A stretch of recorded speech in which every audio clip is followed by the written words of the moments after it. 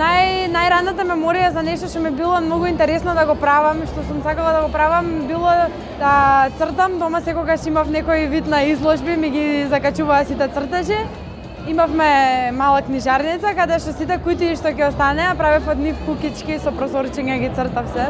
Така да не знам, со тек на времето остана нешто во врска со уметноста.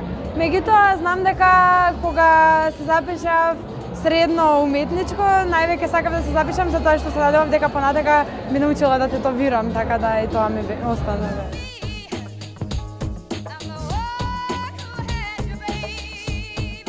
Тоа што до тогаш некако бевме учени на еден линеарен процес, каде што имаш една идеја и потоа работиш многу и потоа добиваш производ.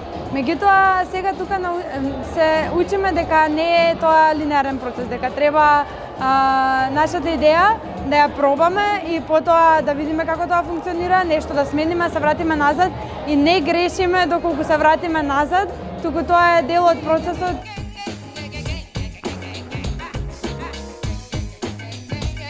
Еден утопистички град не би имал само шарени ѕидови.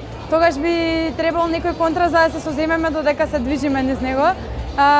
Така што најверојатно би било некој баланс од згради кои што се во чиста форма и некои ѕидови на кои би се изразувале луѓето преку уметност.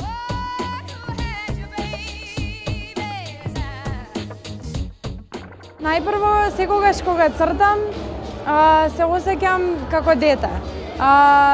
Мислам дека детската форма на креирање е најискрена и се излегува преку нивните чувства. Има таква естетика моите дела, меѓутоа чувствата нели секојдневно се менуваат. Моментално, пример, сум во фаза на растење, каде што цртам многу цвеќиња, листови кои растат низ животни и низ луѓе.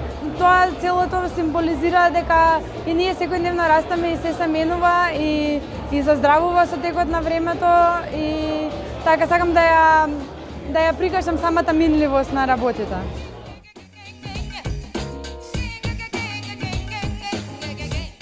Никако како да забораваме како било кога сме креирале, кога сме биле деца. Децата многу поискрено ги прават тие работи и забораваат за тоа што мислат другите, не знаат за презентација, пример, преку социјални медиуми или било што. Значи не се зависни од никој друг, туку само искрено го покажуваат тоа што сакаат да го направат и мислам дека треба повеќе да учиме од нив.